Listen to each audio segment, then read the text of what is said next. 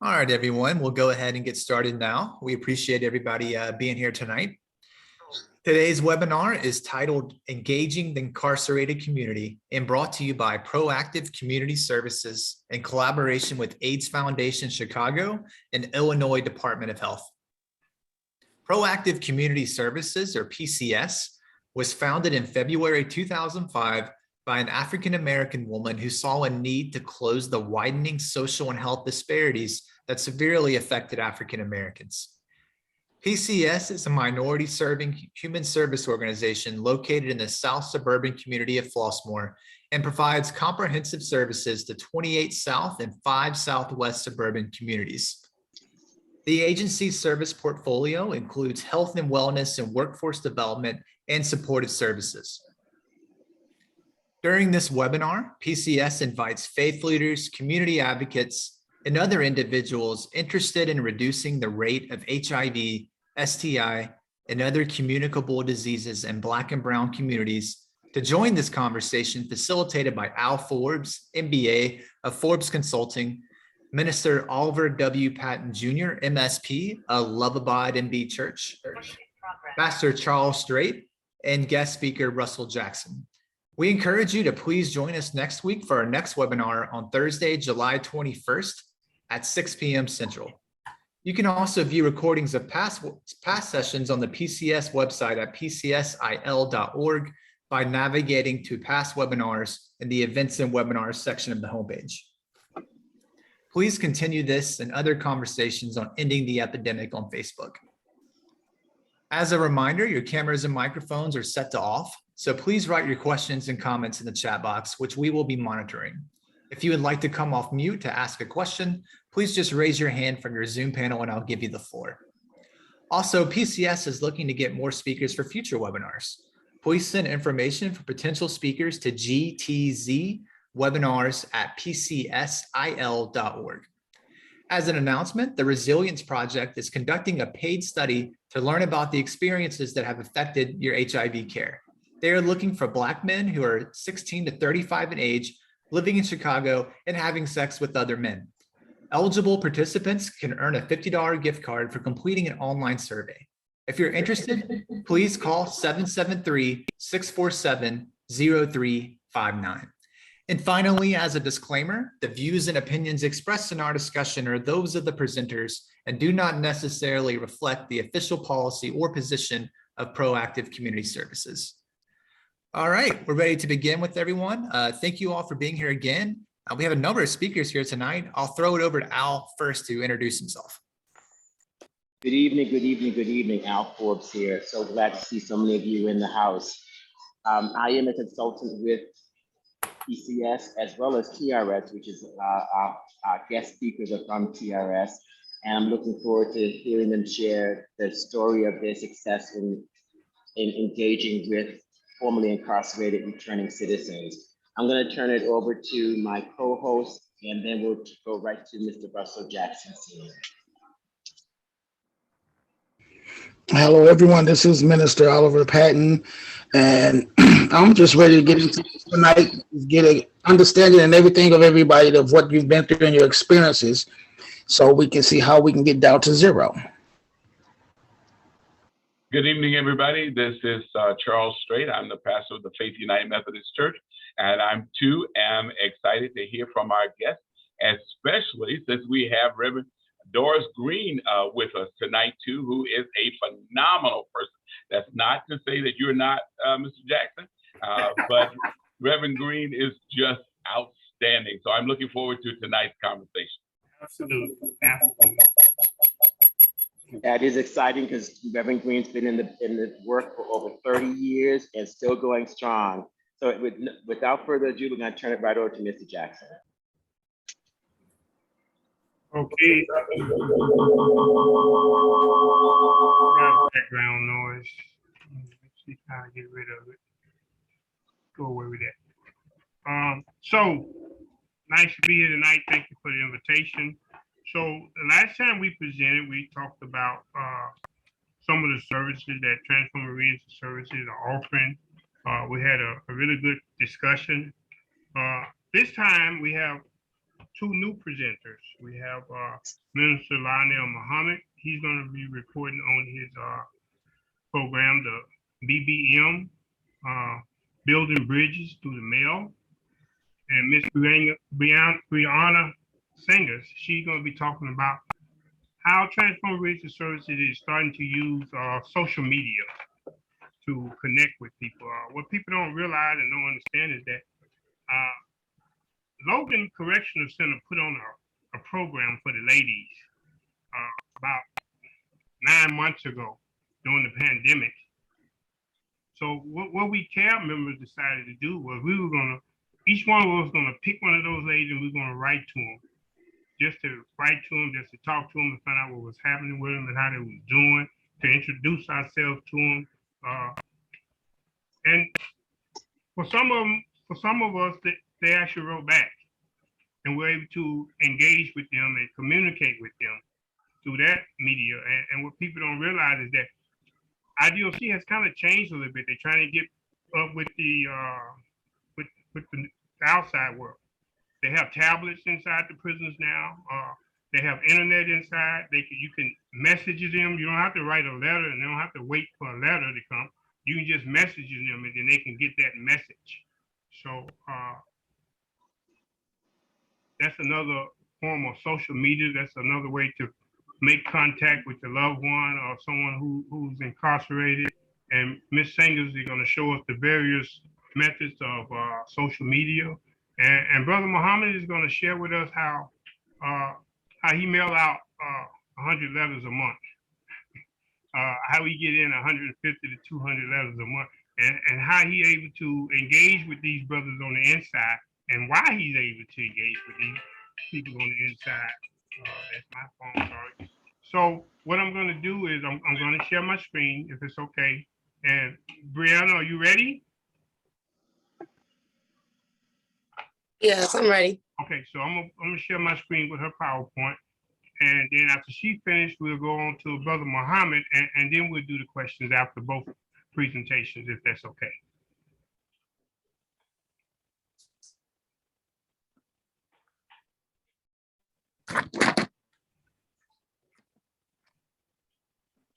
Okay, Brianna, let me get you into gear here.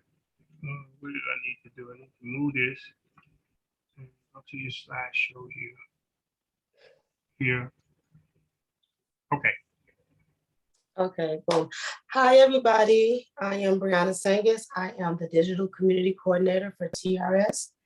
All right, let's go to the next slide. Okay, so what is social media? I'm just going to read directly from the slide. Social media are interactive digital channels that facilitate the creation and sharing of information, ideas, interests, and other forms of expression through virtual communities and networks. Now, on the side, you have Instagram, YouTube, Facebook, WhatsApp. I'm so not familiar with the one in the middle, Snapchat, Twitter, TikTok, and Pinterest. So these are the majority of all of the social media outlets. Next slide. All right, the audience, everyone. There's no stipulations to social media, except minors, of course, who need adult supervision. If you like to shop online, learn online, or even connect with others online, one or all of the platforms are for you. As of 2022, amongst my generation, most people get their news through the social media. Some people like myself, I'll go and check Channel 5 just to make sure, like, you know, is this accurate? Because sometimes social media can be misleading. Next slide. All right, just to name a few, some statistics. So more than half of the world's population uses social media now. Like it is something that, like the last slide, like I said, everyone uses. Around the world, there are 4.88 billion internet users now, which equates to almost 62% of the world's population. Over this last year, the number of active social media users increased by more than 400 million, an addition of 9.9% for the total number to reach 4.8 55 billion. That says a lot of people are on social media. That is where we connect. This is where we find the people. This is where we each one teach one. Everyone that's on social media, of course, is not re-entry, but a lot of them are. And then again, friends and family. So whatever they see on social media, if it's something with the re-entry population, they can let them know. More than 2/3 of the world's population have access to mobile devices, contributing to 5.29 billion unique mobile users. 6 out of every 10 people on the planet have a social network account. 85% of marketers rate short form videos as the most effective type of social media content. Right here on the side is just a pie chart of the main social media platforms, Facebook being number 1, YouTube coming in second, so on and so forth, WhatsApp, Instagram, and then Facebook Messenger. Next slide, please. All right, TRS, our social media platforms, we mostly are on Facebook and Instagram. We actively use Instagram and Facebook to connect with people through our social media accounts. We've been able to maximize our audience attention and link them to services while also updating them on events and keeping them informed with healthcare tips, some news, etc. Next slide, please. Fun fact, you can link your accounts together so that when you post to one platform, it'll automatically post to your linked account, which makes posting so much easier. Before I found out about this little tip, it was so hard trying to copy and paste one thing from Facebook, another thing, Instagram. But with this, it makes it so much easier for work purposes. Next slide, please.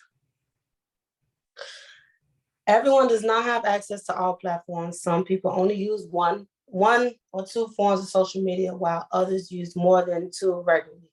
So it is imperative to reach as many users as we can using all versions of social media.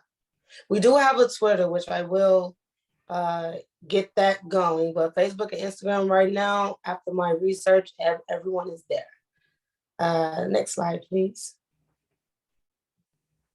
So these are some of our pictures from off our Instagram. We post community events, harm reduction outreach, active working, and updates. We had a Juneteenth event. You can take a look at the pictures. Look at it just for a second. Next slide, please. And then again, here goes some more of our postings. All of these pictures are what we post on our Instagram.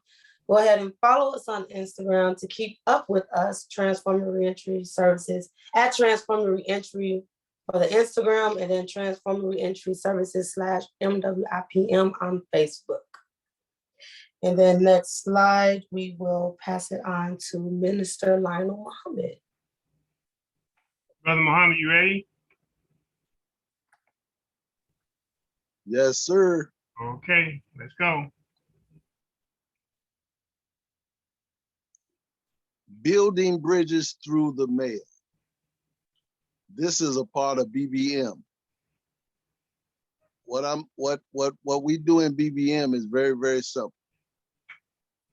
How do we bridge or build bridges through the mail? What we do is we pull up the Illinois Department of Corrections data sheet that's on the website, and we choose names and we just randomly pick a lot of people. Like, for instance, Jones, Williams, Baker, Ball.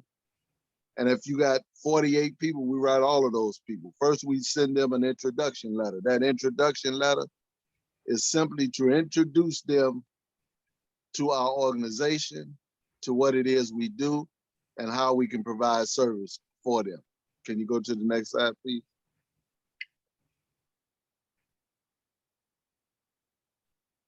Okay, too often we allow. We lost you, Brother Muhammad. Are you there? Or disconnected from their family members and their community. Next.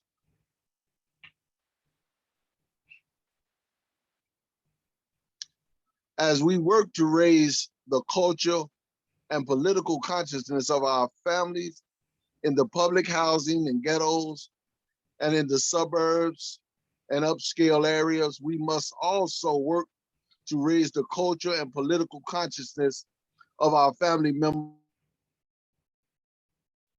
We keep losing you, Brother Muhammad. And in solitary confinement and death rows. Next. We keep losing you. Okay, can you hear me?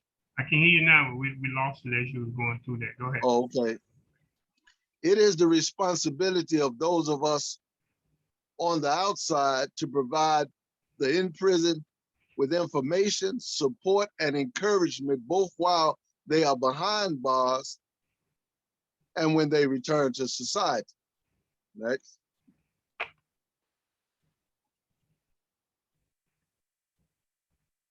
Okay, Are so there ahead. any questions,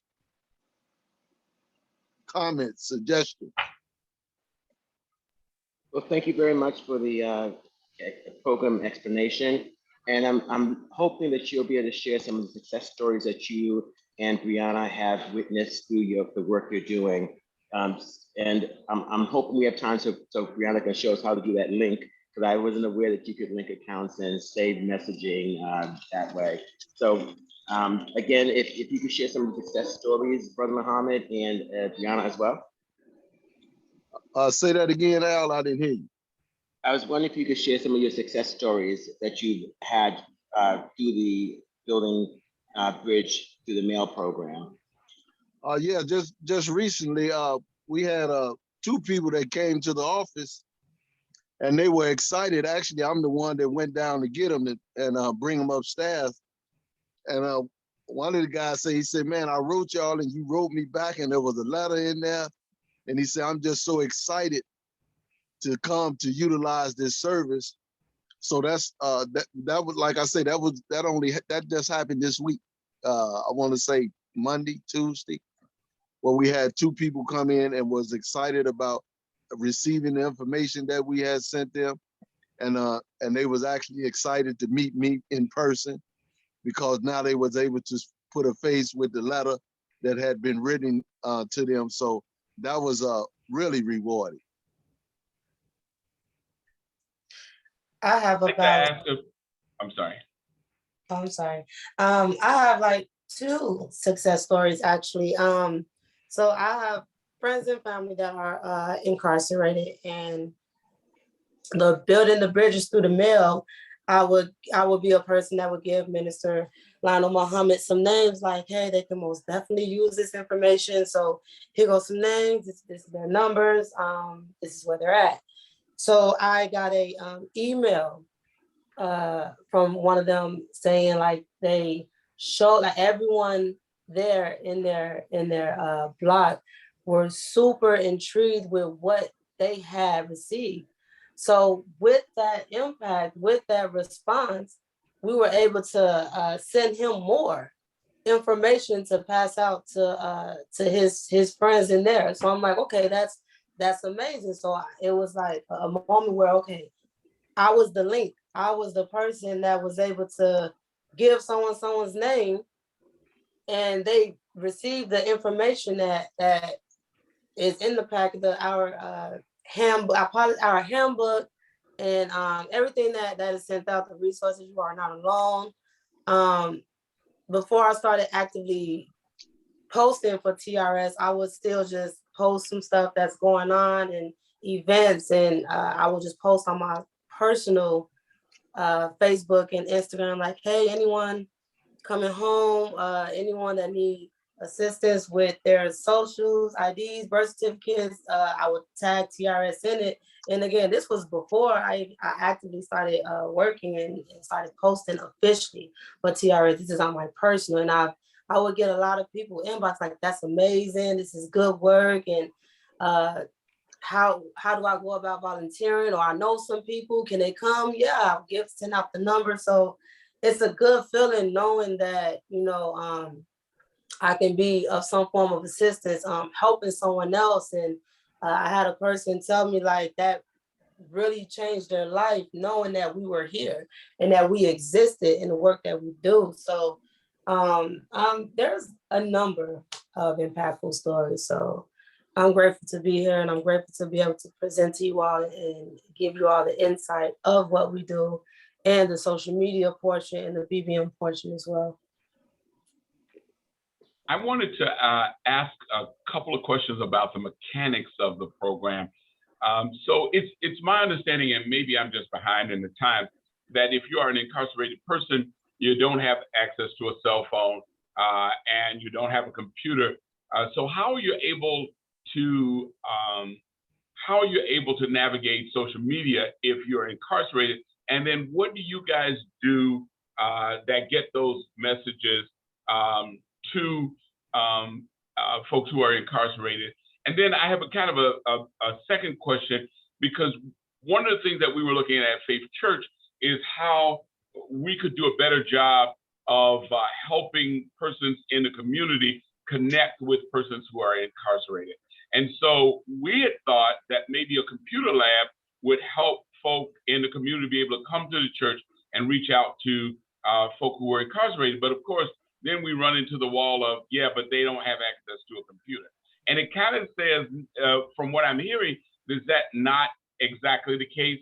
So could you give me a little bit of information about the mechanics of how the internet works if you are incarcerated? So let me take that one, please. So like I was saying earlier, when those ladies put on that program, we decided to write these ladies. So in writing the ladies, I realized that, the letter and the mail is so slow, it takes a long time. So what they have is a messaging service. Of course, they don't have access to the internet per se, but what happened is I can send a message to her. They will print that message out and give it to her as though it came in the mail. She can also go to a certain spot in the place where they have these terminals, and she can type me a message out, and I get that message just like an email. So IDOC is trying to get to the point. So if you want to have, let's say, some of your church members have family members that are incarcerated, and they want to come to your church and get on the computer and message them. Now they can message them. It's just that it takes 24 to 48 hours for them to actually get the message. You know what I'm saying? Because I can send it today and she might get it tomorrow. But it's one of those things where they're just coming on board with this new technology. It's cheaper than a $30 phone call. The phone calls are even cheaper. They can actually purchase their own minutes in IDOC now. Where the phone call costs about $1.50 to talk for I think 15, 20 minutes. So, so I remember when I was in there, every phone call was like $30, like $30, $40, and I said, hey, we can't do that. So they have come a long way, and they're trying to get. I remember as I was getting ready to leave out, I remember Safer Foundation came in and brought a bunch of computer labs in there, so we was able to get on the computers. But now they have this messaging service. If you go to connectnetwork.com, GTI, you'll be able to see all the stuff that you can do for the person that's incarcerated. You can put money on the books. You can give them commissary. You can actually send them money, because I think it's like 75 cents to send them a message, and it's 75 cents for them to send me a message, which is like a postage stamp nowadays. And I think you get 2,000 characters. It's coming along, and the message is coming quicker. I'm not sure what all access that they do have, but they do have access to be able to get those messages from the family members, from those loved ones.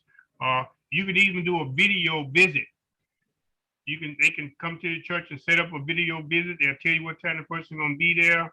Of course, there are fees for these things, but you can, instead of going to the prison and having a video visit, you can stay at the church and have a video visit right there on the computer.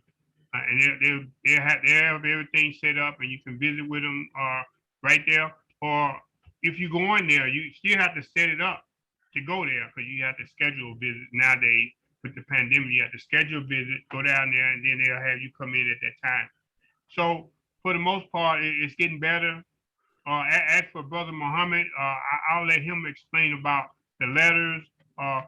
But you would be amazed at how important it is. I was in the joint, you know, for 17 years, and I know how important it is when mail call coming and everybody get up there and want to get the mail, and then you know the mail start getting low and low and low, and you didn't get nothing. It's a hurting feeling sometimes, you know, knowing that nobody's thinking about you, or nobody thought enough to write you a letter or to send you something. So, Brother Muhammad, I really appreciate you sending all those letters in. I know it puts a smile on those people's face, like when they came in and they said, "Oh, you the guy that was writing me," you know. And it's just one of those things that it really means a whole lot.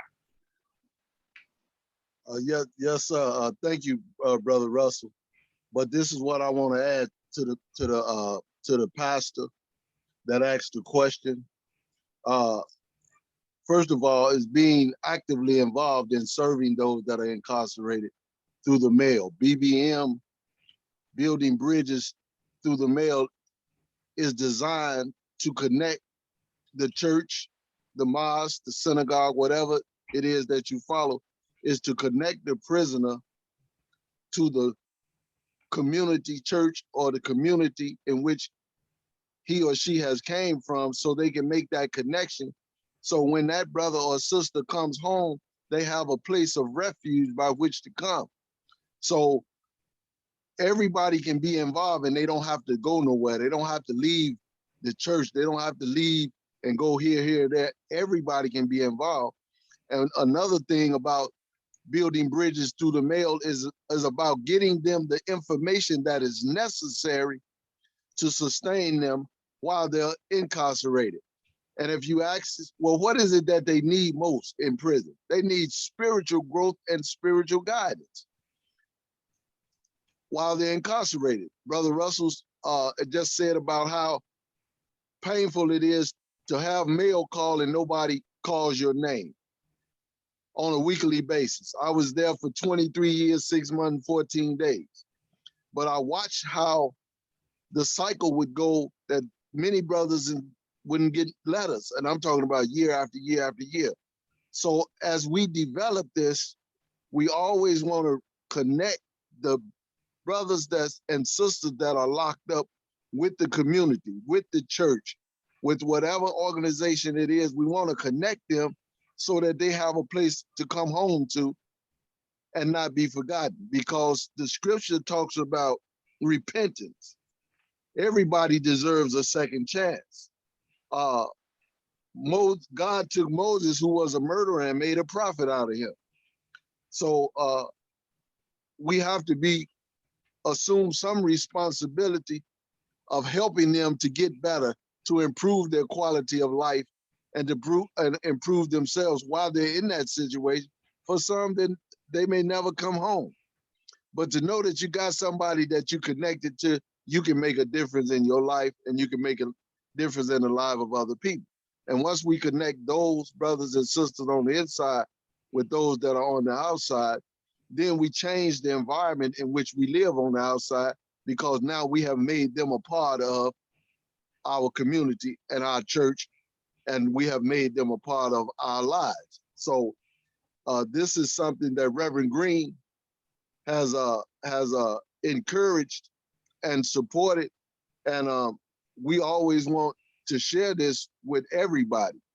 Now, Russell gave a number which was very low, but let me give you the statistics on the number that TRS, Transforming Reentry Service, Men and Women in Prison Ministry, every month, as of this date, as of July the 1st, we're doing 500 letters to 1,000 letters per month to those brothers and sisters that's incarcerated, just to introduce them to what we do, how we do it, and how we can provide them with a service once they are released. Thank you, Brother Muhammad. And notice he said that is for this month and the other month. So the other number was correct. It's just that I think you talked with Reverend Green and you wanted to make sure that this month, in particular, the next month, you wanted to make sure you got out a certain number of letters. And, right. And again, I applaud your efforts and so forth. I see Minister Patton has his hand raised, though. Yeah, thanks, Mr. Jackson. And Mr. Muhammad, I have a question, and I want to take it back a little bit. I guess I'm gonna go to old school soul field from a spiritual standpoint. Yes. When the church would come in, I know some churches have prison ministries. Back in those days, everything you guys doing, I love it. It's right on target for nowadays. But let's back up a little bit. When you guys were in there and the church ministry was coming, they said we had a prison ministry, and we came. They would go to the prison, and they would talk to the inmates that was in there. What type of mentality, feel, or breakdown was there? Because I'm pretty sure some people got out. And did the relationship keep going, or did the church falter in keeping that relationship? Minister Muhammad, you said something that with the program you have set up now, that you still keep in contact with them. So when they get out, they see a familiar face, that comfort. You know, they're comfortable with somebody that they know, and hey, they talked to us before, he's with us now. You know, we can put a face with a name. So if so, the church ministry was coming to the church, to the prison, as a prison ministry, to talk to them. And just for me, from my standpoint of being a minister and being in a church that had a prison ministry, they kept in contact. But I've seen a lot of churches, when some of those inmates get out, that church does not have any contact with them at all. Absolutely. So how so with the setup you guys have now, it's a great setup. I love it. The social media, the way it's being utilized, which is one of those things where God had to teach us a different way of communicating. We couldn't communicate the old way, we communicate a different way now. And all of that transpired to happen because of now we have to be able to get to everyone. We have to spread the word to everyone. So with that being said, the prison ministry, when they come in and they talk to everybody, what was the feel like at that present time? Did they want to hear it, or how could you tell if they was coming in and they were serious about what they was doing, or they was just doing it because the pastor sent them out and they wanted to be a part of something? Well, let me answer that like this here, my brother pastor. The church was good while it was coming in, but what happened is, and you said it well, when these men and women got out, the church had very little to do with them. So they didn't maintain a serious connection with them. And that's why what we do is so important. When you come in and you preach, that's beautiful, because God is going to touch one or two people out of, if it's 100 people, somebody going to be touched. But the key component to that is this. Jesus say, a house divided against itself cannot stand. Even though you were able to touch him or her, once they were released, did you maintain a contact with them, or the process of us sending in material to them gives them, see, the one thing about a letter is this, or information, they can read it over and over again as many times as they want to get an understanding. When you come in and you talk and you preach and you teach, they can hear you, but when you gone, what you said don't affect very few, don't affect a lot of people, just a very few. So you have to constantly come in. So what I learned, and I learned this from my own experience, is that if they have information that they can read, if they have a letter that keeps them connected to the pastor, to the minister, to the deacon, to members of the church, when that connection is made, that connection has to be maintained, because now what you have done is you have adopted an inmate. They become your adoptee, and you become an adopter. And once you do that, that adoptionship don't last for 8 months or 10, it lasts for a lifetime. So what you're saying is very important, but so many, and I'm telling you what I've seen, what I've witnessed with my own eyes, so many have went in and preached and preached and preached and preached. And then the moment that they get out, they don't even have anything to do with it. the brothers or the sisters. It's very few. And I'm telling you what I know from experience.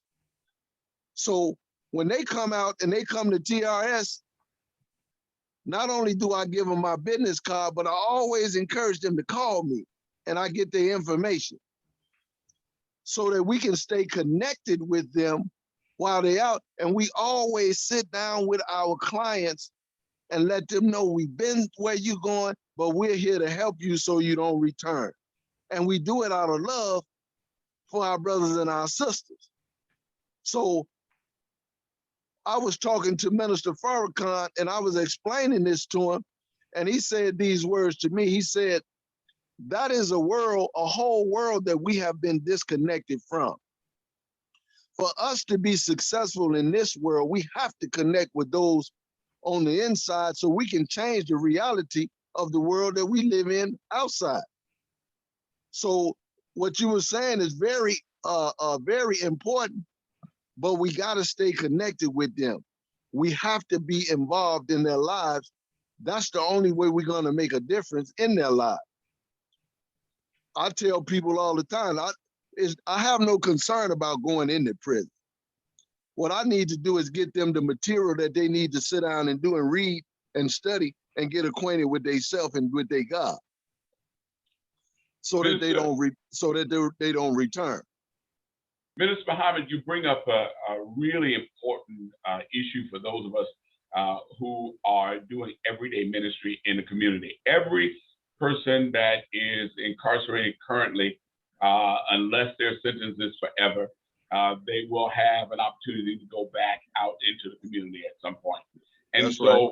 How do we, those of us who are doing ministry here at Faith Church or at Love Abide with Minister Patton, how do we let you know that our churches are places where all people are welcome, and that if you are looking for a connection, let's say you had that person in prison who came and preached and did what, I know that we did it at my church when I was in the mission department. I've been to every prison in the state of Illinois. But afterwards, how do you say to that person, you had that connection while you were here, but let me give you some resources for, when you get home? Because let's say home is in Dalton.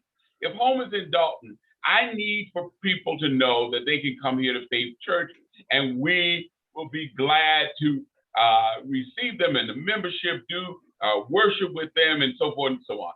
So do you have a list, or do you have a way of referring people in their various communities to places where they are welcome into a faith community? Yes, sir, we do. We have, TRS has a directory, a resource directory that gives them all of the resources that they need in the city of Chicago, in the state of Illinois, and outside of the state of Illinois. You need to come to our office and get our directory, or we'll provide our directory for you. And then once again, we need to stay focused on keeping ourselves connected to those that are incarcerated. We can't let them fall to the wayside, because then we do them a disservice, and we do a disservice to our church and our community. So there's two things I'd like to know. One is, how do I get on your directory? Because I'd like to be listed as a place where persons can go. And the other thing I'd like to know is, do you do training? I think it's necessary for churches in the community to also have a bit of information about the special needs of incarcerated people, and how to deal with persons, who are coming back, returning citizens to the community, what they might need to know in terms of referrals. One of the things that we do at Faith Church is that we try to list places where people can get other services. We have found that many times people will come to you and they'll say, I'm homeless, I need $10. Well, what they really need is services that will help them with their homelessness, not $10 from you. And so what we've tried to do is create our own kind of directory that says, this is where we will send you if you're in need of this, that, and the other. Is there also a way that not only we can be listed in your directory so that returning citizens will know in the Dalton or the South suburbs, there is a church that will welcome you, but also for churches to know this is what you ought to have available, so that if returning citizens attend your church, you can send them to this resource or to that resource. And I know that you guys are that resource center, but there's got to be, kind of like other branches of services that are beyond what you guys provide that we should know about. Does that make sense? Absolutely. Reverend Strait, I just want to read this comment Reverend Green put it. We used to go out and do prison ministry trainings in the churches. We used to go out and do those. But we could come to your church and do trainings. I think when you said that the people was coming to your church and they wanted to connect with the people on the inside, I put it in the chat. It's called Connect Network GTL. It is a great thing. So if you want to connect your congregation with their family members who are incarcerated or just anyone incarcerated, this messenger services that they have, it's minimal. It's not that expensive. And you can just go online and just chat with whoever you want to chat with.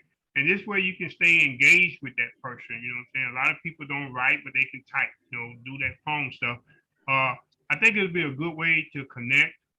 And as it relates to the training, I remember going out to certain churches, me and Reverend Green and Don, we used to go out to these churches and train them about, prison ministry, how most of them wanted to go into the prison, and we were letting them know what it is that they needed to do to be trained to go into the prison.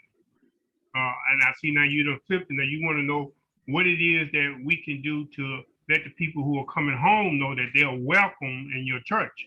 And a lot of times people come home and they don't feel that welcomeness, in most churches. So to know that this is a church that is welcoming people back home and want them to be involved in their congregation would be a great thing to put out. And as for the directory, I could deliver you those directories. We update this directory every 6 months. So on the next update, I promise you, your church will be in that directory. We will get you in there. And if there's some other resources in Dalton that you want to put into that book, or we have a section for the South Suburb, then if you would get that information to us or let us know, we will add that to that directory. It's a statewide directory, like Brother Muhammad said, and we've been doing this directory for years and years and years. Fantastic. And I have to tell you, our church is one of those ones that we're an older congregation. And so I don't have folk who are breaking down the door to get into prison, but we have learned that everybody has to be welcome at God's house. And so we are, a very welcoming congregation to everybody who would like to enter here. And so we would love to not only send you our church information, but if PCS is not in your directory, that's a resource that needs to be there. They are. Organization that we work with, like we have another HIV testing organization that is Project Vita. They're both in the South Suburbs and on the near North side, do Black and Hispanic work, and Respond Now that does work with the homeless. So we will give you everything that we have that will make life better for anybody who is returning to the community, because we do recognize that these are our brothers and sisters, and these are folks that need our support. That's right. So yeah, we will make that happen. And any other, like I say, any resource. I think Reverend Green, when she first started this director, she just wanted people to get the information, like Brother Muhammad said. Give the people information. We think that knowledge is power. If they got the knowledge, they got the information. And when you know better, you just do better. You know what I'm saying? So if they know they're welcome in your church, then most likely they're going to want to come to your church and be welcome in. You know what I'm saying? That way, a lot of people are looking for church homes nowadays. And as you know, for sure, all churches aren't that welcoming. You know what I'm saying? It's just not the case right now. And with the pandemic going on, it's even worse than it would have been. But like I say, IDOC has. I was just shocked and amazed that they have tablets. They you can message them, they can message you back. I say IDOC is coming up aboard with this social media. They coming up. I can assure you that in the next 6 months to a year, they're gonna have some type of social media. It's gonna be into the prisons where they can actually get on the social media. That's where it's leading towards, and I think that's what it's gonna end up being. I am a big advocate of social justice and advocacy. So the other thing that I would say to you from my personal perspective is to let us know when we can be a part of any advocacy to help in anything you're trying to move forward. I know that many campaigns happen because people get behind them. One of the things that I still regret to this day is that Reverend Green was not able to push across the line, condoms in prison. I watched her fight hard to make that happen, and we did all we could do to support her. But there are times when we, as a church, as a community, might be able to write a letter, might be able to make a phone call, might be able to post on social media, something to make people aware of.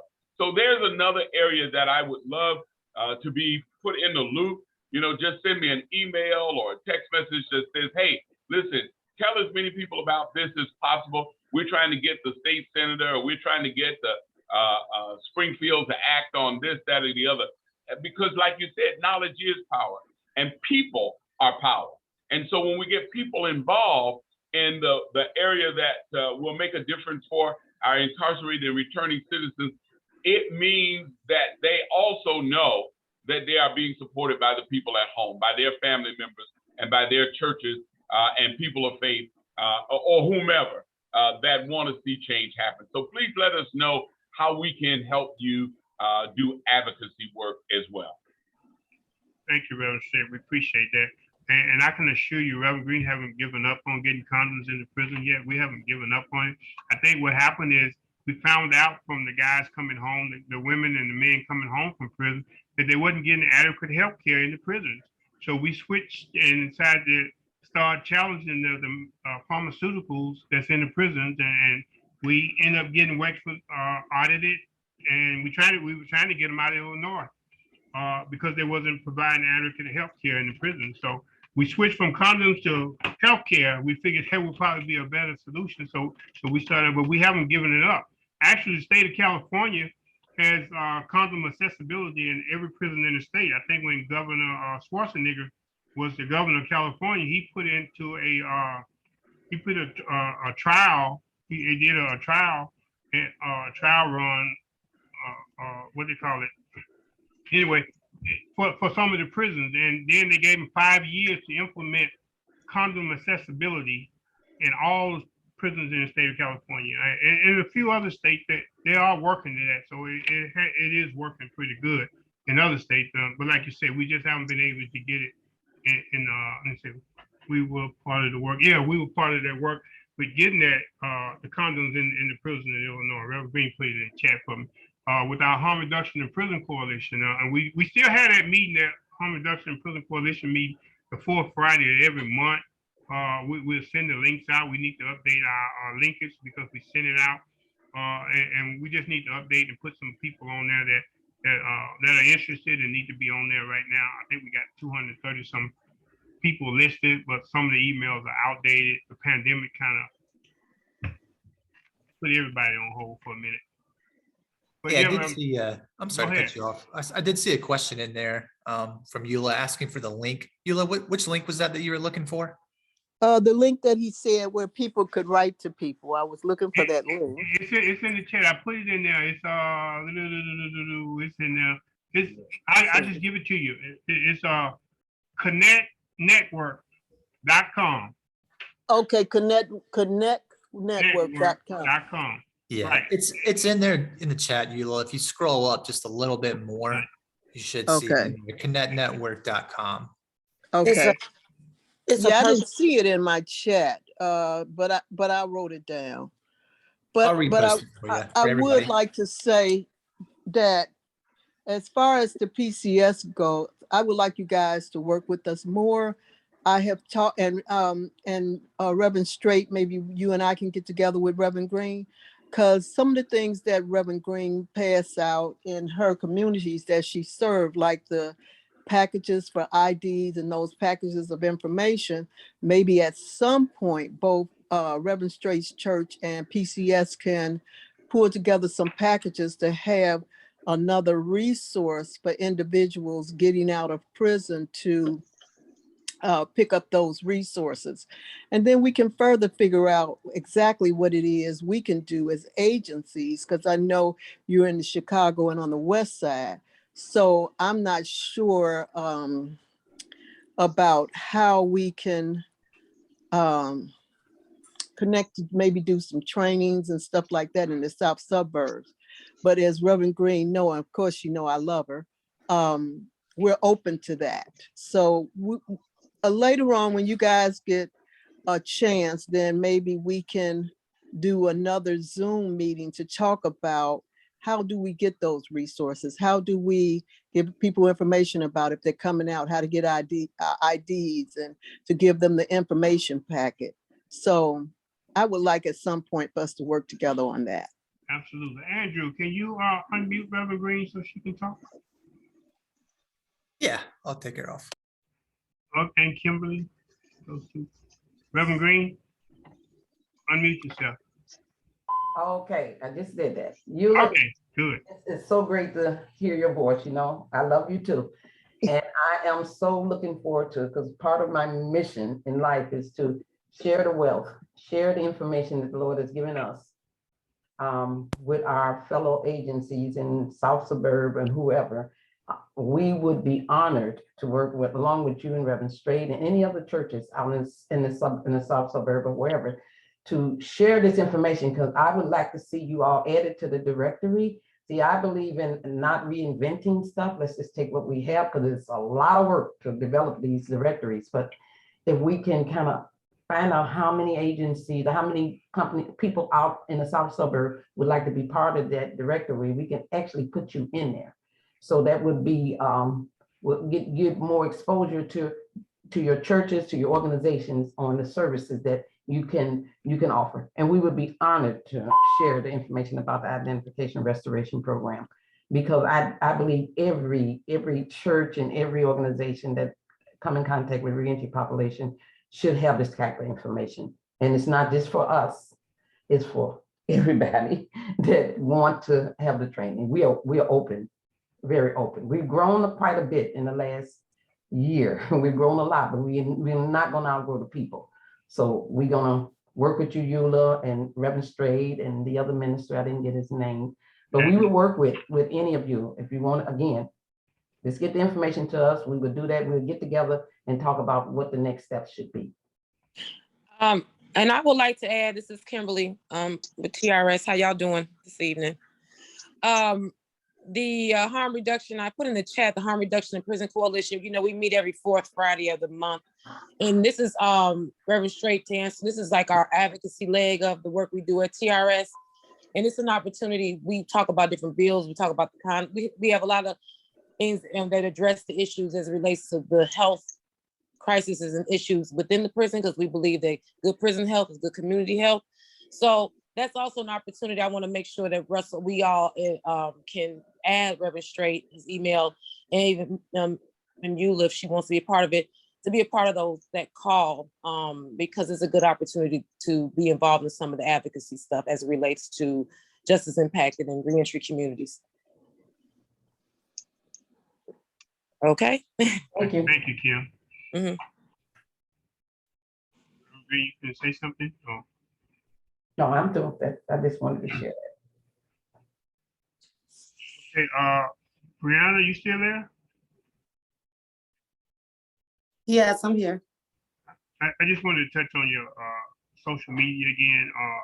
It was a great presentation. I appreciate it. You know, I'm old now. I'm 65. So, but you say everybody can use it now, right? Yes, you can Everybody, connect, no matter how old reconnect. I am. Okay. I'm learning. I'm learning how to use Instagram. Oh my God. Am I still on? Can I hear me? Yeah, we can hear you. Okay, one thing about the social media too, that's just another, and this maybe could be directed to any non-for-profit agencies that's on the call here. When it comes to your grant managers and things like that, we had a site visit and we had shared that we had our Facebook going, our Twitter, our Instagram. All of these spaces really allows, number one, our clients to have access. Other organizations can, see what we're doing. We can work with each other. It's really a good ability to have a reach and a visibility when it comes to the work that we're doing, and they were very impressed that we were able to, convey our story. They were able to go to our page and see all the stuff that we're doing. And, it's really a way to really get in the homes of a lot of people that we may not even come in contact with on a day-to-day. So I just want to, the social media is really I know it's kind of new to a lot of people, and it was new to me in some of the spaces, some of the stuff, but it really is a great way to connect also. So I just wanted to share that. It's a great way to connect. It's a great way to network. It's a great way to promote your business. TRS, I've most definitely been making sure hashtagging. Instagram is really good with, once you put a hashtag, it lets you know how often it'll pop up on someone else's news feed. So like if I hashtag harm reduction, it'll tell me like, oh, about a million people. It'll pop up on their news just instantly. You don't have to necessarily be following. That's the one thing about Instagram. You don't have to be following that person necessarily. But when you add those hashtags, add as many as you can. I think you can only do about 30. But you add those hashtags, it will pop up in someone's news feed.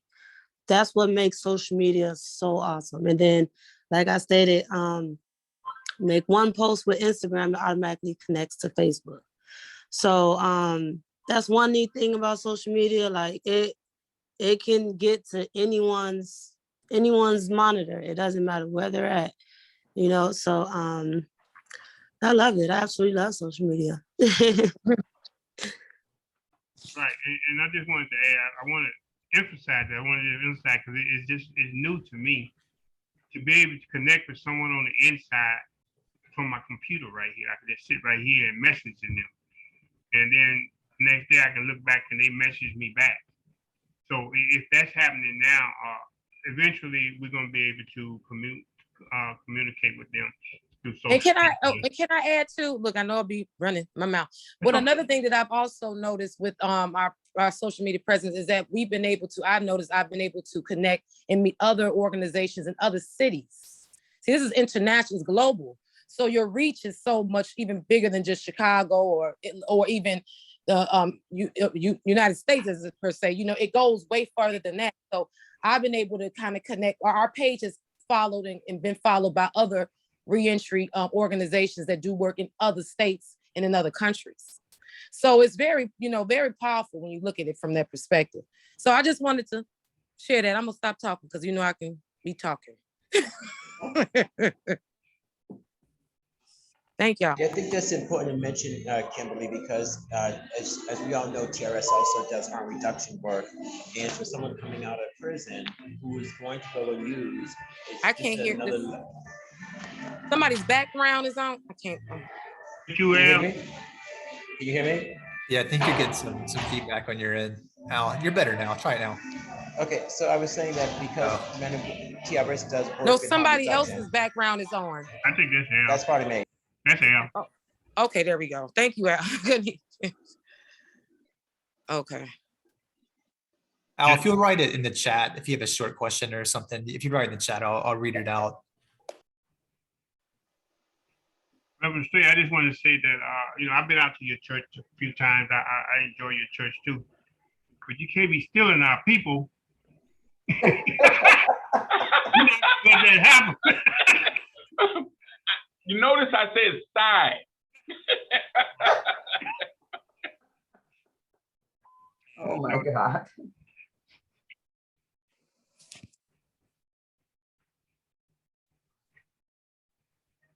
So I'm not sure if I was moderated, Al was moderated. Brother Muhammad, did you have anything in the last words that you wanted to say or something, or were there any other questions? Someone else had some questions? Got a It few looks like things. there's a question in the chat about a Reverend Straight Church, Yeah. whether or not Reverend Straight Church has Zoom. I think I saw him on a Zoom church service. Reverend Straight? We don't have, we have live streaming on Facebook and YouTube. Okay, I know I saw you. Yeah.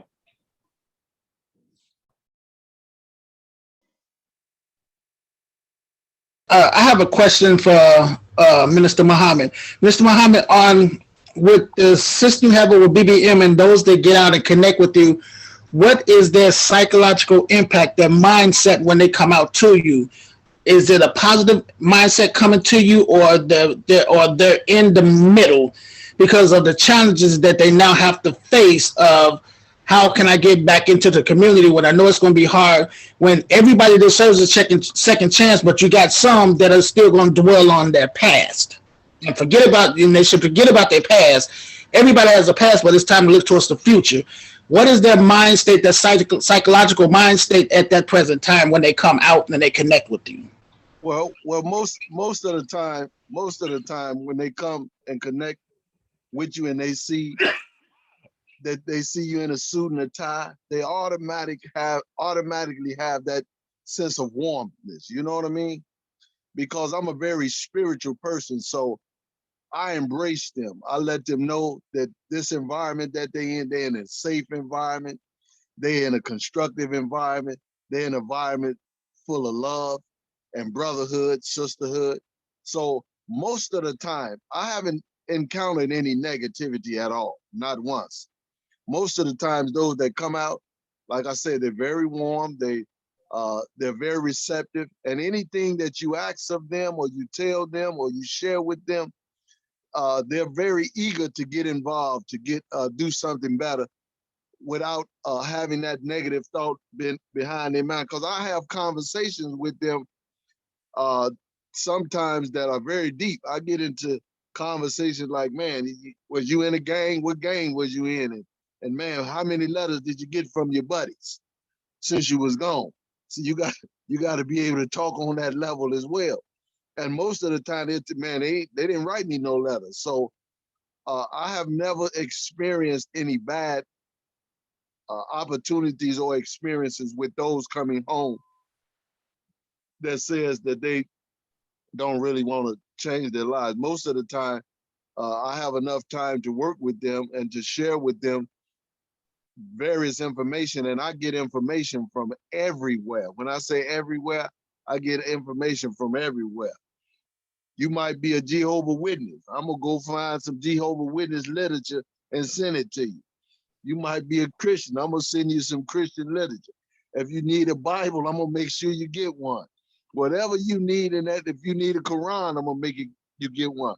Whatever you need in that environment, TRS is here to serve you. That's why I say it's TRS, Transformer Reentry Service, because all of us that work in TRS have transformed our lives, and the lives that we have transformed, we want to serve those that come home as well. Mhm. Amen, Brother Muhammad. Amen. Yes. Russell, why don't you share that experience you had with the guy that came home that was so angry, and how you handled him, how it processed?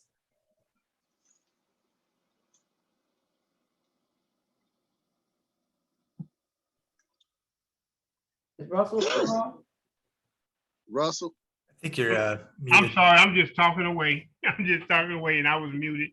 Yeah, so just wanted to add that sometimes when people come to our offices, you know, they've been probably all over the city before they got here. They went there, they went here, they went there, and they haven't gotten anything done. And then by the time they get here, they're ready to blow off some steam. So a lot of times, you know, they come in, they're angry, they're mad. And then when they get here, somebody told them they can come here and get an ID. But that's just not the case. So we had to deal with them saying, okay, so now you're really pissed off now because they told him he can come here and get an ID. We can't get an ID. He don't have a social security card, he can't do that. So sometimes they just get so irate and so angry that I remember one time Mr. Oglesby he said, you okay? He wanted to stay in the room with me and the guy. And I said, no, we good. You go ahead on. And the guy just vented. I just let him vent. I just sat there, just go and get it all out. And by the time he got through or got tired, I was able to help him, and he was able to go get his ID that same day. So by the time Mr. Oglesby came back into the room, the guy was like, me and him was best friends by then, because I was able to help him do something that he's been trying to get done all day and wasn't able to get it done. That's So right. if I hadn't been incarcerated, hadn't been through that same cycle of trying to get some services and know that this is what it's like, then I wouldn't have been able to. I might have snapped too, like Mr. Oldby. We want, okay, come on, we two big guys, let's get him out of here. And that wasn't necessary. You know, actually, most times it's not necessary. You just let them vent, and then you talk to them, and then you're able to help them. Because you can't help them while they're mad and angry. You just can't do it. You just have to wait. So we experience those things a lot of times. And I wanted to add, Al put something in the chat. He said he was known that TRS does work in the harm reduction space, which is important for individuals returning to the community who may return using.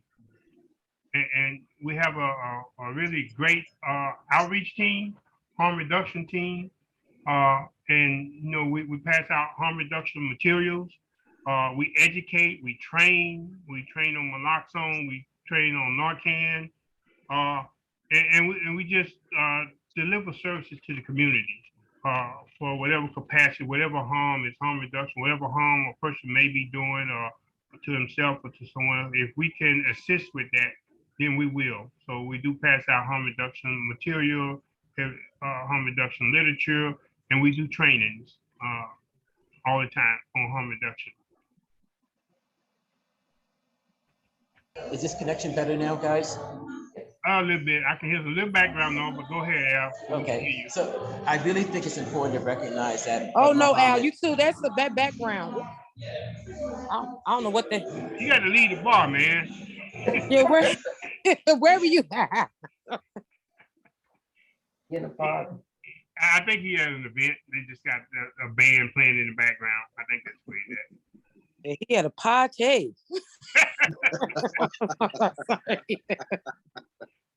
It should not have been that loud. So I'm on the streets now, New York. So I just wanted to say that I think it's wonderful because what I hear from you is that one of our speakers before said she wanted the transgender women to be more than just a finger stick, more than just a finger. And I think some agencies only offer testing services, and you offer a wide variety of services that clients are needing, from harm reduction to IDs and the whole 9 yards. I think that's what makes a big difference between your services and some other agencies that are limited in their scopes.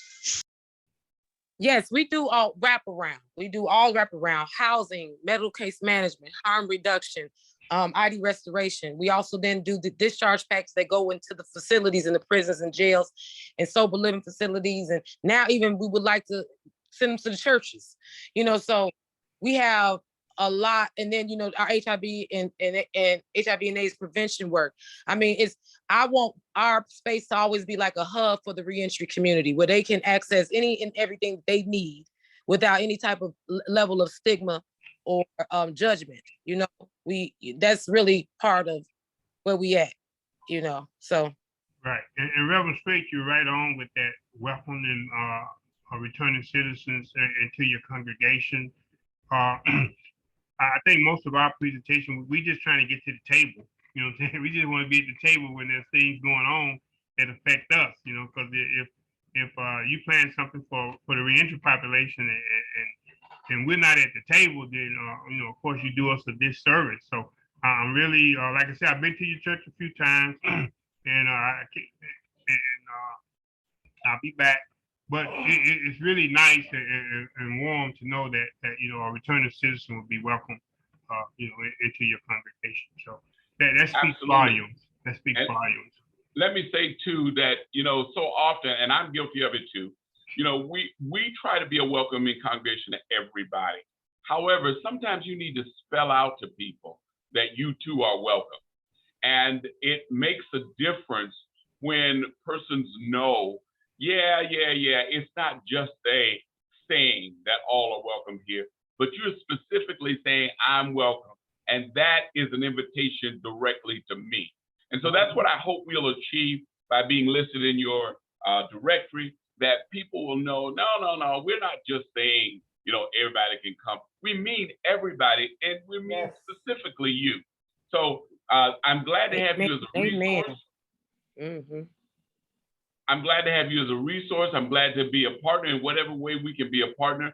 And listen, we truly do. It's not many of us, and we're all old, but we truly do believe that you can't talk about Jesus if you don't live him. And so we're trying to do the best we can to do that. And we applaud you for that. Was there anybody else? I have one more question, Mr. Jackson and Mr. Muhammad. Maybe you guys can fill me in on this just a little bit. When you guys are dealing with those that are inmates that are coming out, that are coming back into repopulation, and you're working with them and you're mentoring and you're counseling them, is there any counseling or any type of session of training you do with the family? Because sometimes the family cannot handle it because they're still wrapped up on what they did to get put away. So is there any connection that you work with the family also that when they go home, something that the family can, they'll have something that they can go off on, a guide? Yes, we do. That's why it's called TRS. Transforming Reentry Service goes beyond the doorways of our office. It goes to our community. So when we say we're community outreach specialists, that means we're servicing also their families and their family members that are in our community that they will return to. So a lot of times, people come to Mr. Jackson and we'll talk about it and say, you know what, we need to go visit the family, or we need to go talk with them, because you're absolutely right that most families, first of all, if a man has been gone for 25 years, he's then changed. He's coming out of an environment where he was developed some sense of discipline, but he come to a home where there's no order, savagery behavior, folks running in and out the door, all kind of stuff going on. How do he handle that, and how do they handle him? So we deal with that as well. Like I said, we don't just do service in the building with those who are ex-offenders. When we talk about ex-offenders, that's what BBM is all about. Building bridges through the mail is not just building bridges with the individual that's locked up, but when he's locked up, his family is locked up as well. Yes. So we have to connect with their family as well. And we actually had, prior to COVID, we had the family reunification, which met every third Thursday of the month, where the loved ones of the family would come out and, do communion with them and do different, have different speakers, different things that they kind of assess what their needs were and where they were at. So we're going to be getting back to that. COVID kind of shifted things a little bit, but we're going to get back to that soon, because that's something we did monthly with meeting with families who had loved ones who were incarcerated. So we always know it goes kind of full circle. So we definitely do that type of work as well. That's really great, Kimberly. And I hope that when it comes back to be a part of your program, that possibly we can train PCS and or the churches, so we could have a weekly meeting throughout the area of Chicago and Greater Chicago, so that people who are the suburbs would have a place to go for family reunification, as well as being in the south and west side of Chicago. I think it's a beautiful thing. Amen. Right, and I like to add that, I still get up in the middle of the night and walk to the windows and to the doors and make sure that the house is secure. It's just something that I do. I remember being incarcerated. I would just get up and go to the bar, just go to the bar and make sure everything's all right. So I can't expect for my wife to understand, what I've gone through for those 17 years, or even come close to trying to understand it. But a lot of times, people come home with baggage. They come home with issues that they might not have had when they went in. And a lot of times, the family got to be able to understand those things.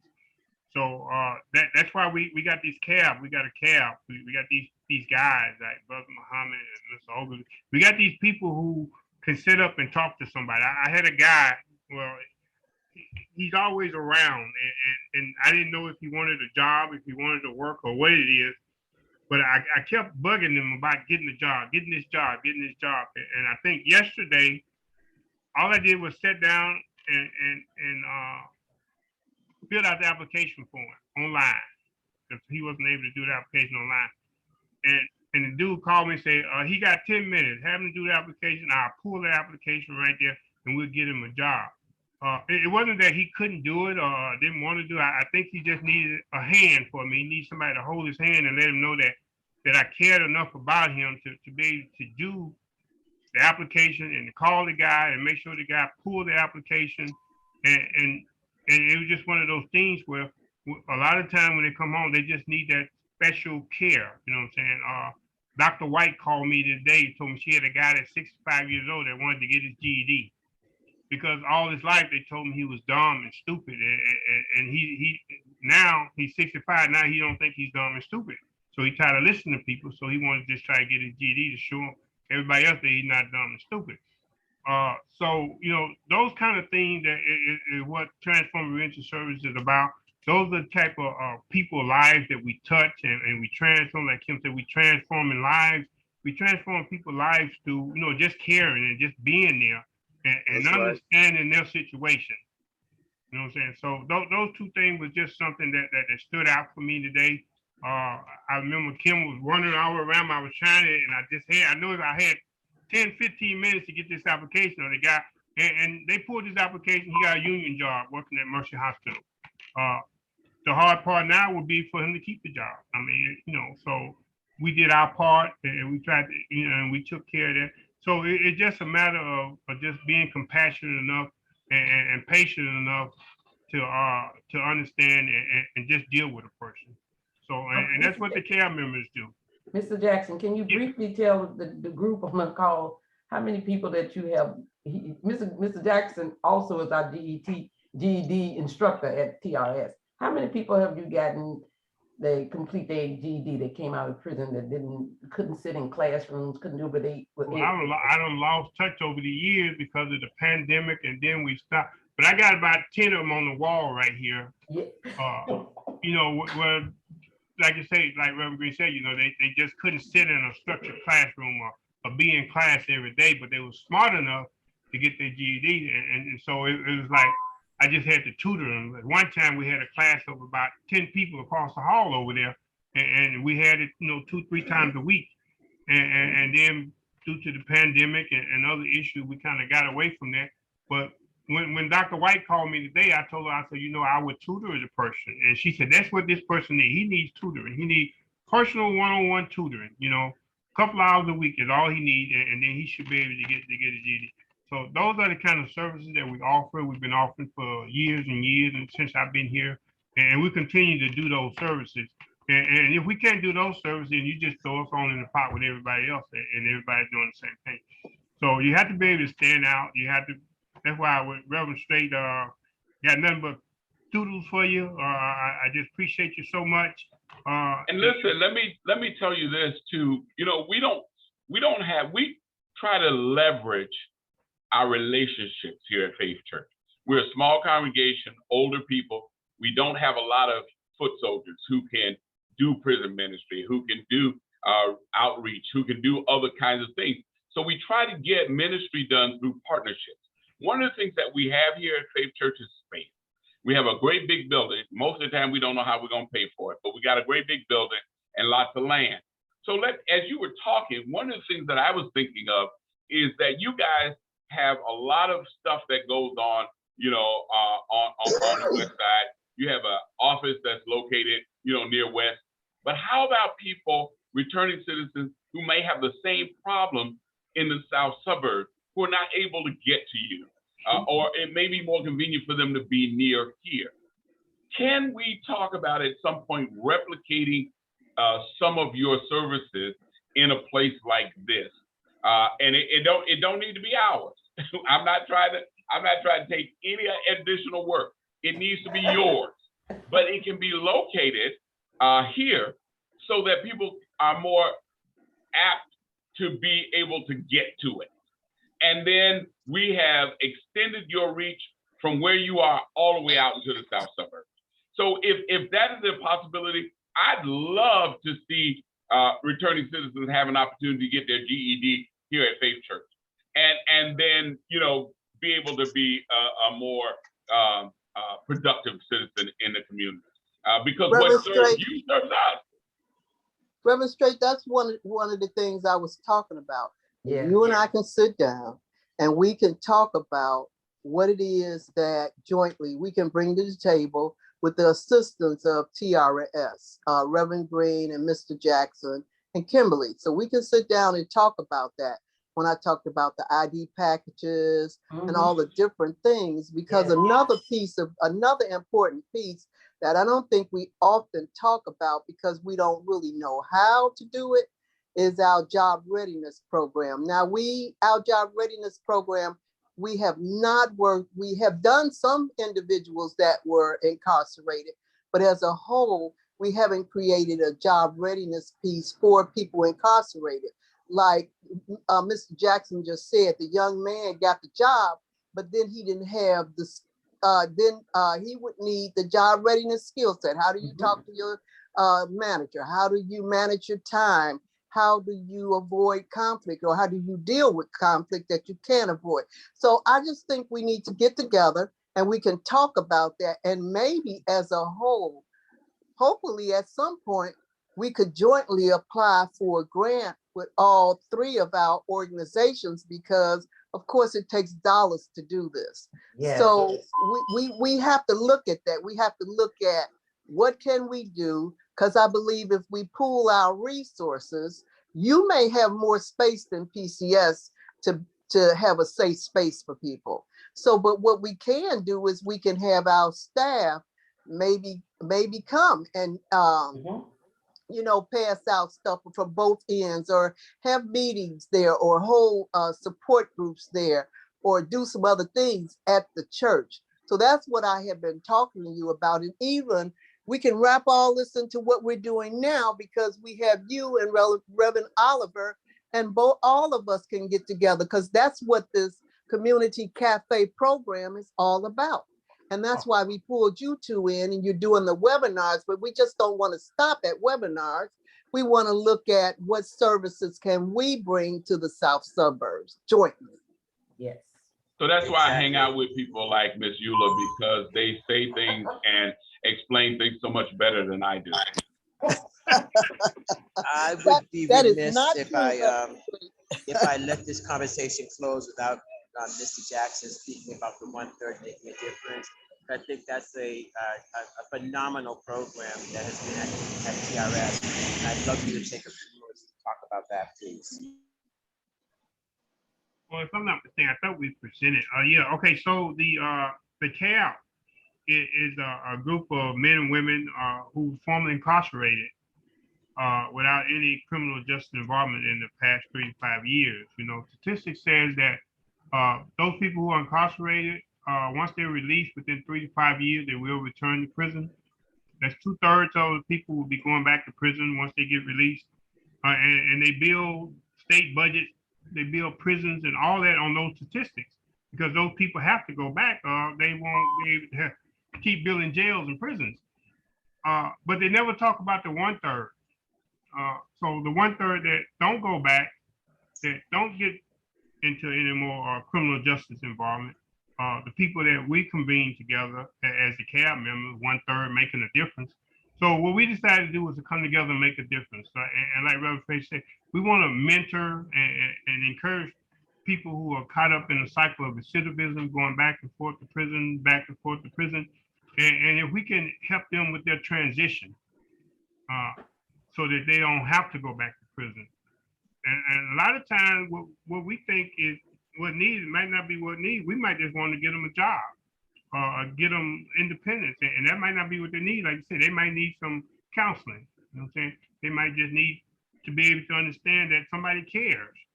Whatever it is that they need, then that's what we want to provide for them. So that's why Reverend Green and Kim allowed us to meet on the fourth Friday right before the Harm Reduction in Prison Coalition meeting. And we meet, the pandemic has kind of scattered us because at first we was meeting here and we had a pretty huge group of people. They kind of dwindled a little bit, but as the pandemic eases up, then they're coming back.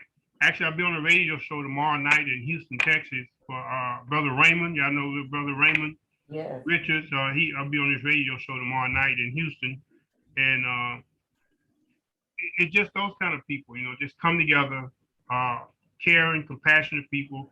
Benny Lee always told me, he said, a lot of people who was incarcerated, they come home, they get their little good jobs and their house and the 2 cars and the 2.5 kids. And the last thing they want somebody to know is that they was incarcerated. They don't want to have nothing to do with people who've been incarcerated or hearing about incarceration. But then we have another group of people who are okay with it, you know what I'm saying? Knowing that they got something to give back. I got women in prisons right now in Logan. They building websites. They get their own website. I mean, it's phenomenal what they're doing. They getting their own website. They putting their information out there, what they want to do with their life. They want to give back and help. So it's just one of those things where, like Al said, this cab, we still that we're gonna get over the hump in a minute, and people gonna realize that they're part of something that's really bigger than themselves. You know what I'm saying? People don't get that opportunity a lot of times to be a part of something, as great as transforming re-entry services or being a cab member and advising the board of directors or what we need to do. You know what I'm saying? That's one thing that we want to make sure that when people come to us from prison and jails and tell us what's happening, especially with their medical, where they wasn't getting adequate medical care, and they was able to come and let Reverend Green know, and we was ready to put that on the agenda for the Harm Reduction and Prison Coalition and actually change the way things was going, you know what I'm saying, actually make a difference. So that's what the cab members are doing now. We're making a difference. We went to 601 South California, and we did a cleanup on the corner. We just went out there. I think it was about 15, 20 of us out there. Some members from Equity and Transformation joined us. And we went out there and cleaned that lot up. Police came out and helped us. All we wanted to do was clean the lot up. Now we got another lot coming up. I think this month or next month, we're gonna go clean up another lot. We just go clean up a corner. And it makes like you're taking care of your neighborhood. You care about your community. And it's just giving back. So those are the kind of things we're doing now. And we just hope to do better things in the future. Whatever comes up, whatever the issue is. I think a lot of people want us to go and just clean up a corner or something. Care about your community. Thank you, Mr. Jackson. I will be closing out because I'm on this loudspeaker here, but I did want to ask Queen Makita if she wanted to say a few closing words, and then we turn it over to Reverend Straight and close out with Minister Patton. Thank you very much for joining us tonight, and I look forward to seeing you and hearing you next week. Reverend Green, Reverend Straight, and Minister Patton. Thank you. Yeah, the only thing I would say after all of that is that I am so blessed and so honored to be part of this, to hear from Reverend Straight and hear from you, Eula, and hear from the team that's doing the work out here, part of the team that's doing the work. And I just ask that God continue to give us help and strength so we can go forward and do his will. Thank you, Reverend Green. It is always wonderful to hear from you and from your magnificent team. They all do such great work. I am so incredibly proud and happy to be surrounded by people who are doing the kind of work that you guys are doing. Everybody, I had a conversation with Ms. Eula and Gloria about 3 years ago, and we didn't really know each other, but they said to me, you're doing great stuff and we want to do something with you one day. And I'd forgotten about them. And a couple of years later, they came back to me and said, hey, remember we told you we wanted to do something, this is what we ought to do. And it's been, that kind of stuff ever since. And it's so great. You're surrounded in church by so many people who claim that they want to do good in the world and that they love Jesus. And it's not that I'm doing much better than most of them, but it is so wonderful to be around people who actually put their money and their time and their energy where their mouth is. And so I just can't tell you how wonderful it is to see you in action, all of you. Minister Patton, every single one of you, and the great work that you're doing. Thank you so much, and thank you for letting me share with you. Yeah, I want to thank everyone tonight for the information that was passed down, because it can be utilized wherever we at, and we have to learn that there's a greater work that's ahead of us, and not to put ourselves before that. And we need to think of that all the time. And even in situations where we're going now, where we're looking towards the future and focus on the future and not so much dwelling on the past. With that, we're going to close out with prayer. Dear Heavenly Father, once again, Father, we thank you for this circle you have formed here tonight, Father. Those that presented, Father, the information that was passed down, that was dished out to us, Father. We're absorbing that information, Father, so that we can have it inside of us, that we can utilize it when we step outside and we communicate with those in the world, Father. We're asking that you bless those that was a part of everything tonight, and those listeners that was there, Father, that also gained knowledge and information. And we ask that you would continue to strengthen us and build us together as a family, united as one, Father, set with one mission, mind, and goal is to get to zero. We're asking that you do that for us. And we know that you will do it for us, Father, because you are who you are, the great I am.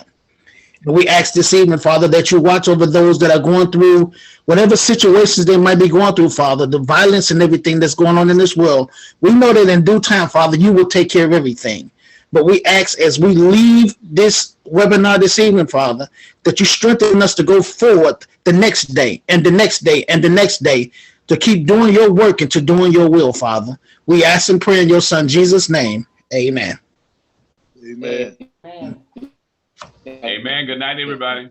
Good Thanks night. everyone for attending. Bye-bye. See you Good next night. week. That's everybody. Bye-bye.